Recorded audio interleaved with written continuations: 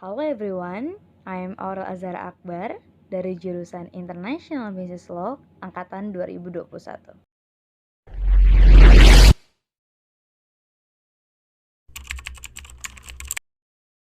Salah satu perkataan yang begitu membekas yang terlontar dari Bapak Anugerah Rizky Akbari adalah tidak ada seorang pun yang terjebak dalam keputusannya, melainkan hal tersebut adalah salah satu proses pembelajaran yang ia terima.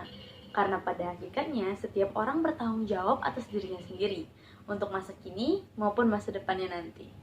Kalimat tersebut menyadarkan saya bahwa untuk selalu percaya rencana Tuhan adalah yang terbaik, walaupun hal tersebut bukanlah yang kita harapkan. Sikap yang paling penting dalam dunia kerja selain integritas adalah berkomitmen, karena setiap hal yang akan kita kerjakan membutuhkan komitmen. Komitmen akan membangkitkan jiwa profesional dalam diri, sehingga mengetahui apa yang seharusnya kita lakukan. Contoh kecilnya dapat kita lihat ketika mengerjakan tugas. Ada dua tipe orang ketika mengerjakan tugas. Yang pertama, seseorang yang suka menyicil tugasnya. Dan yang kedua adalah seseorang yang mengerjakan tugas di akhir waktu. Kedua tipe tersebut tidaklah salah. Mereka telah melakukan metode yang sesuai dengan diri mereka sendiri. Namun, dengan adanya komitmen akan memunculkan sikap mengukur kapasitas diri sendiri. Sejauh apa kita dapat melakukan hal yang kita ingin lakukan, sejajar dengan komitmen yang telah kita tetapkan sebelumnya. Sikap yang kedua yaitu integritas. Tidak diragukan lagi, setiap orang memerlukan sikap ini dimanapun ia berada, bukan hanya dalam dunia kerja. Selain kedua hal tersebut, kepekaan terhadap lingkungan sekitar adalah hal yang perlu kita perhatikan. Bukan hanya berguna bagi diri sendiri, kita juga harus dapat membantu orang-orang yang ada di sekitar kita. Perubahan berasal dari hal kecil yang terjadi di dekat kita. Dengan membantu permasalahan yang timbul dalam ruang lingkup kecil, akan membuat perubahan besar bagi dunia. Seseorang yang memiliki jabatan tinggi tentu akan memiliki sifat tinggi hati.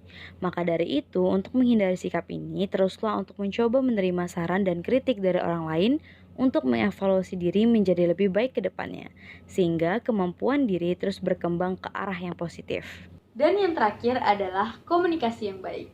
Komunikasi adalah hal penting dalam kehidupan sehari-hari, terutama ketika kita bekerja dengan orang lain.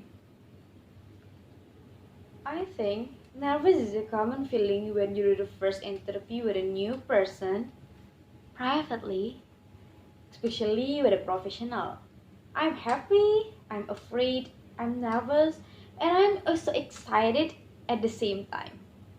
Informasi yang saya dapatkan terkait dunia kerja membuat saya merasa I'm not ready yet, karena dunia kerja berbeda dengan dunia kuliah. Dunia kerja terasa lebih keras dibandingkan kerasnya tugas kuliah yang menumpuk. Saya merasa masih banyak hal yang perlu saya pelajari untuk terjun ke dalam dunia kerja dan menjadi seorang profesional tentunya. Karena sekarang saya masih bagaikan debu di tengah ribuan pasir.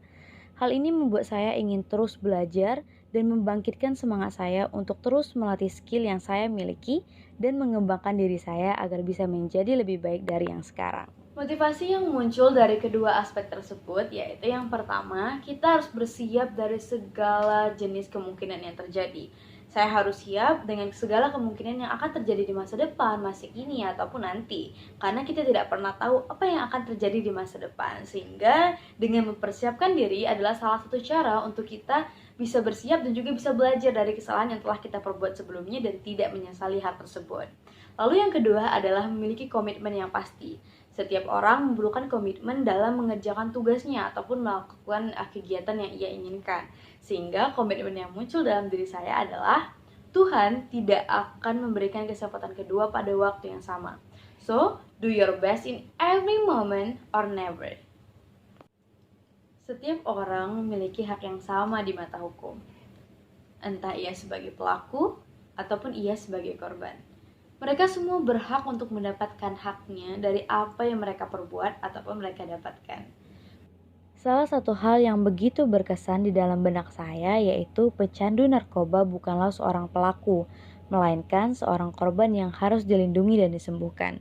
Hal tersebut menyadarkan saya untuk tetap peduli terhadap lingkungan dengan memperhatikan lingkungan yang ada di sekitar kita, sehingga mengetahui apa yang harus diperbuat untuk sekitar kita agar menjadi lebih baik ke depannya.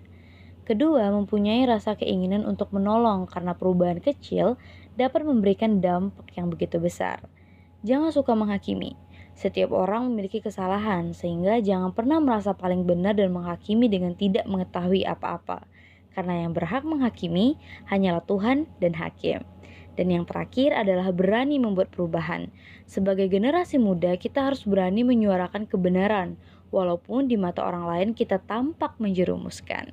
Hal yang saya rasakan pertama kali adalah tersadarkan. Saya adalah salah satu orang yang memandang seorang pecandu selalu orang yang buruk tanpa melihat sisi lainnya.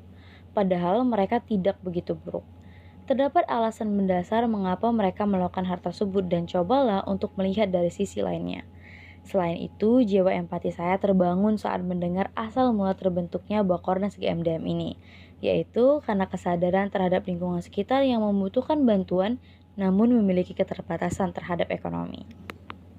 Hal tersebut membuat saya ingin terus membantu sekitar yang dimulai dari hal-hal kecil. Mencoba untuk mengedukasi kerabat terdekat bahwa penyelesaian masalah bukanlah melalui pelarian, terutama pelarian dengan benda-benda yang dilarang tersebut. Dengan mencari solusi terhadap masalah tersebut akan lebih membantu untuk menyelesaikan masalah. Saya juga termotivasi untuk membantu lingkungan sekitar dengan memberikan pengajaran kepada adik-adik yang berada di lingkungan sekitar rumah ketika mereka merasakan kesulitan saat memahami materi di sekolah, terutama saat masalah daring seperti saat ini.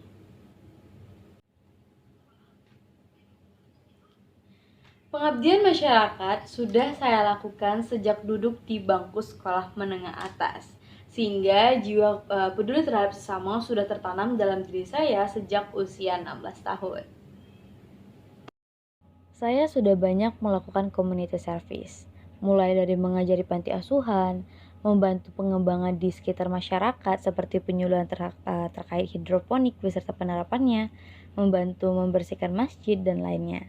Sebelum itu, saya juga membuka pembelajaran gratis untuk adik-adik di sekitar lingkungan saya, dengan membantu mereka ketika mengalami kesulitan dalam memahami proses pembelajaran di sekolah. Bersyukur. Kata itu merupakan hal yang menggambarkan diri saya ketika mendalami kedua topik tersebut. Berkomitmen dan tidak menghakimi langsung orang lain adalah makna hidup yang begitu membekas dalam diri saya. Dengan komitmen, kita dapat melakukan kegiatan apapun dengan maksimal karena kita mengetahui apa yang seharusnya kita lakukan, miliki, dan mengetahui kapasitas diri kita sendiri.